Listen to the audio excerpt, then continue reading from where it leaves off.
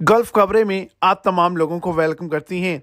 आज की वीडियो तमाम लोगों के लिए बहुत ही ज़्यादा इंपॉर्टेंट है और एक बहुत ही बड़ी ब्रेकिंग न्यूज़ है, क्योंकि आज के दिन सऊदी अरेबिया के मुख्तलिफ इलाकों के अंदर शदीद किस्म की एमरजेंसी को नाफज कर दिया गया है। सऊदी अरेबिया के तमाम दाखिली खारजी रस्ते जो हैं वो बंद कर दिए गए हैं और सऊदी अरेबिया के अंदर जो है वो तमाम लोगों को वार्निंग जारी की गई है।